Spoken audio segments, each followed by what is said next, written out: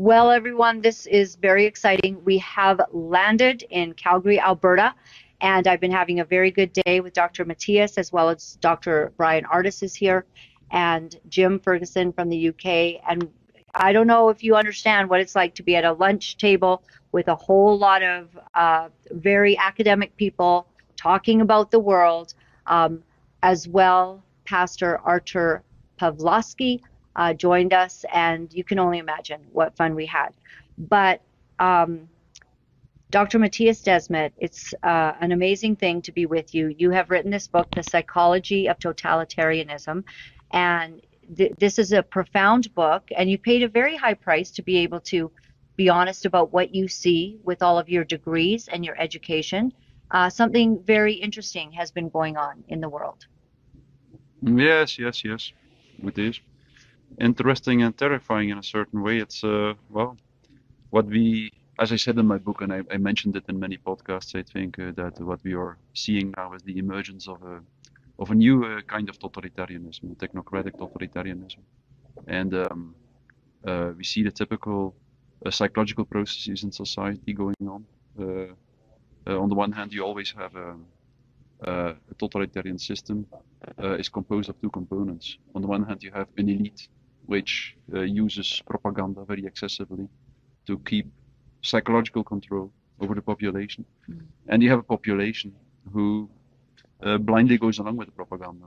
And we see both components now, meaning that we are ready for a new round of totalitarianism, I think. Wow. Yeah. And I think that people feel it, and those that have discernment are sensing that. But what you're out here in the world, and you've come to Canada, and we thank you for that because it's cold. And I mean, today's a nice day. It's a nice day. Yes, but it's a long ways from home for you. And you're sacrificing your personal life to be able to share a message to the world that that maybe something is coming. And it does seem that it's not only yourself, but other academics as well in the world saying that this is a new era, and we need to prepare ourselves for it. So is part of what you do preparing people for handling what comes? Yes, I try to show people that they are not powerless. As Václav Havel said, the powerless have power. And they have the power of their voice, for instance, which is almost by far the most important thing. The only meaningful and effective resistance against a totalitarianism is a non-violent resistance. So external enemies can destroy a system from without, a totalitarian system, but internal resistance can only use non-violent resistance. Wow. And the most important thing is always to speak out as sincerely as you can against what happens in the world. And that's what I believe is something that I can contribute, something telling some people something about the psychology of truth. Like, what does it mean for a human being to speak in a sincere way? Nobody can possess the truth. That's the point. When you think you possess the truth, it's gone already. It's gone. But you can sometimes resonate a little bit with the truth. Yes. Feel something and know, like, look, something that is going on here is not right. And I will try to articulate as well as possible what my intuition and my ethical awareness, my awareness of ethical principles tells me. And I will try to say it out loud. So that's the first and most important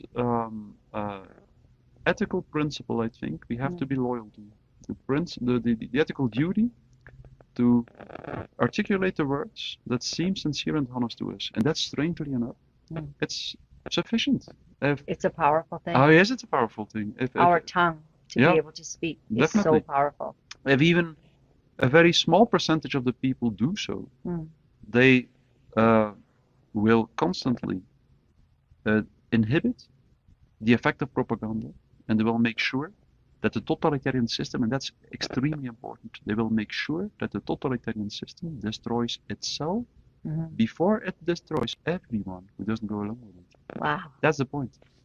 So you had the audience in the palm of your hand just 2 nights ago, and it was just captivating to watch you present. And tonight in Calgary, everyone, 6 p.m. If you want to come early, that's a VIP ticket, but 6 p.m. you can get tickets at the door still and come and experience this event. Dr. Mattias Desmet, Jim Ferguson from the UK, who is speaking the truth on all things going on from street level to government in the UK as well as other places, and Dr. Bryan Ardis will be here.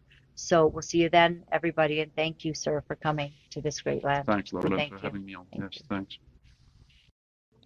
Well, it's been a real honor to be here with Jim Ferguson, and you know that he's from the UK. He's reporting in the UK all things on the ground, things that are going on in Parliament, what's happening in the streets, and he's really here to warn Canadians. We had some fun. I showed you around Vancouver a little bit. We have now flown to Calgary. We had some Saskatoon berry pie, and so you are now a seasoned Albertan. But tonight at 6 o'clock, we begin our event wherein we're just here to share the truth with people. Yeah, absolutely. Well, it's a great honor. Thank you for inviting me over here as one of you guys speakers. I love Canada. I love the Canadian people. You guys led the world when it came to standing up for your freedoms, for your liberty. And it is a true inspiration for me to meet so many wonderful people here who are courageous, who are brave, who are standing up for the truth and pushing back and actually leading the world too, because the Canadian Freedom Movement, the truckers, the Freedom Convoy, that was the inspiration for me and Freedom to International. You guys spurred me on. So amazing. And tonight we've got Dr. Mattias Desmet, we've got Dr. Bryan Ardis, yourself. It's kind of a blockbuster, once in a lifetime evening. And so if you're in Calgary and if you can make it over to the hotel, check the Eventbrite right below us. Make sure that you get here. And thank you, everyone. Thanks for your standing. Do not miss this night. If you can get here if you can. Jim Ferguson, thank you. I look forward to everything that we're going to be doing together. And Winnipeg tomorrow night. Absolutely. We fly out early. Yeah, earlier the better. Can hardly wait to get there. Okay. Ready to go. Okay, good. Thank you. Thanks. In the end, up to 95% or even sometimes even more, go along with the totalitarian narrative, with the narrative that led to the mass formation. And we know that in the rare cases, I think off the top of my head, 400 or 500 cases so far of humans, the mortality rate is extraordinarily high. And what they're looking to do is to create a new one world order that they control.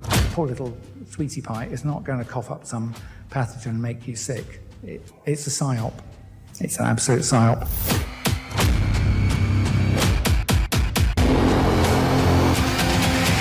The George Soroses, the Clintons, the Gates Foundation, these people are completely on the other team.